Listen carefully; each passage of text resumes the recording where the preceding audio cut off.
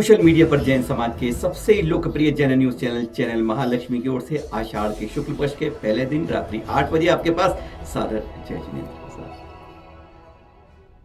अंतिम दर्शन देखे होंगे आपने, पर यह कभी आपने सोचा है कि गणाचार्य श्री विराग सागर जी महामुनिराज ने अंतिम समय में जब मालूम चला कि मेरी आयु कर्म अब बिल्कुल शांत होने वाला है, अब ये आगे नहीं बढ़ने वाला है, तो उन्होंने बार बार बार बार मुनि पुंगव सुधा सागर जी को ही क्यों संपर्क किया? किस लिए किया? सोच सकते हैं आप। एक गणाचार्य, अपने आसपास और भी साधु होते, पर उन्होंने संपर्क किया सुधा सागर जी महामुनिराज से। किस लिए किया? यह कारण था, उसके बारे में बताते हैं आचार्य श्री प्रसन्न सागर जी। जी हाँ, उन्होंने कहा कि जब मेरे समाधि का समय आए ना, तो मेरे गुरु के पास आचार्य पुष्पन जी नहीं मत लेके जाना, मेरे गुरु भाई पुलक सागर जी, प्रज्ञा सागर जी, प्रमाण सागर जी, प्रमुख सागर जी, अरुण सागर जी, इन किसी के पास मत लेके जाना। हैरानगी की बात होती है कि गुरु के पास नहीं, ना गुरु भाई के पास, और समाधि का समय हो। उन्होंने क्या कहा, क्यों कहा, एक बार राज सुनिए। उन्होंने कहा ले जाना तो केवल 3 के पास, किसी और के पास नहीं। क्या कहा, एक बार सुनते हैं आचार्य श्री प्रसन्न सागर जी से। जब समाधि का वक्त निकट हो तो केवल 3 ही है मेरे पास, जो पास हो उनके पास ले जाना। सुनिए। थी किशनगढ़ में 2013-14 में, जब कभी मेरी समाधि का वक्त आएगा, जब कभी मेरी समाधि का वक्त हो, तो और 3 साधु के, यदि जो 3 में से जो पास होंगे उनके पास ही सबसे पहले मुझे लेके जाना। मैंने ये नहीं कहा पुष्पदन सागर के पास लेके जाना, हमने ये नहीं कहा कि पुलक सागर के पास लेके जाना, हमने ये नहीं कहा प्रज्ञा सागर के पास। क्यों?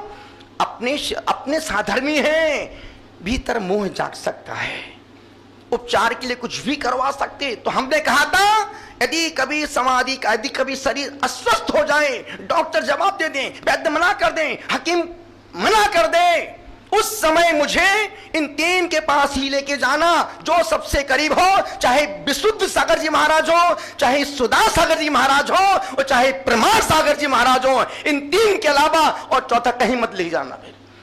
उस समय आज से 10 साल पहले बोला था। अब सोचो विराग सागर ने किसको फोन करवाया? उनको मालूम था कि यदि संबोधन भी देंगे तो निर्मत भाव से जो सत्य है उस सत्य का ही बोध, साधर्मी ही साधर्मी का सहयोगी बन सकता है।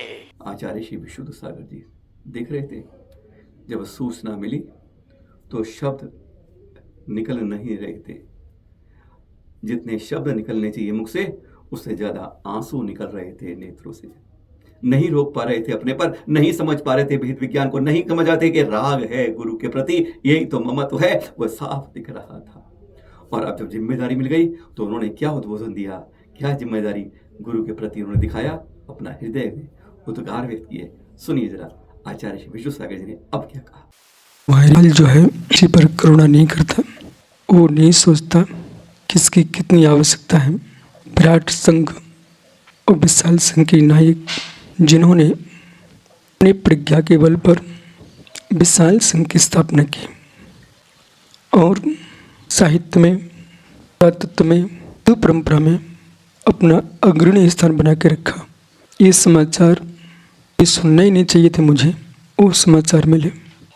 अंत में इतना विश्वास उनको मेरे ऊपर, कोठारी जी को बुला करके उन्होंने जो किया है, संपूर्ण श्रम परंपरा में एक कलशारोहण किया है। जागृत होकर के किसी प्रकार के विकल्प को नहीं छोड़ा। स्वयं सबको व्यवस्था सौंपने के बाद भी पुनः लगा कि हमारे बाद किसी को विकल्प न हो।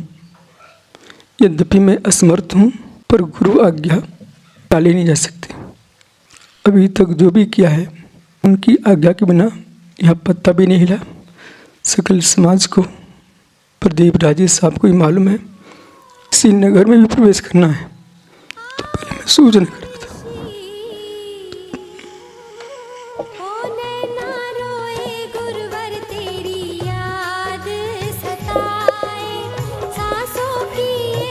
आज सुबह के दृश्य देख रहे हैं आप, ये विराग अक्षय तीर्थ देव मूर्ति जालना की, जहां पर एक भव्य गुरुवर के प्रति उनके प्रति भक्ति में, समर्पण में, श्रद्धा में यहाँ पर एक बड़ा विशाल मंदिर बनाने की, उनके लिए समर्पित बनाने की योजना है, जो आज सुबह के आप ये दृश्य देख रहे हैं।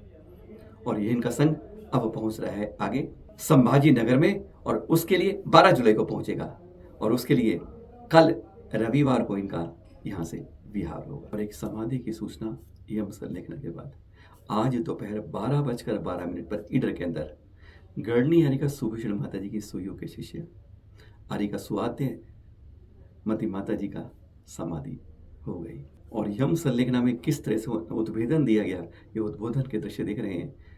पूरी तरह से शांत करके, सबसे क्षमा मांग के, सबको क्षमा करके अपने अंदर ध्यान में यह रूप था यम संलेखना का उस समाधि से पूर्व का।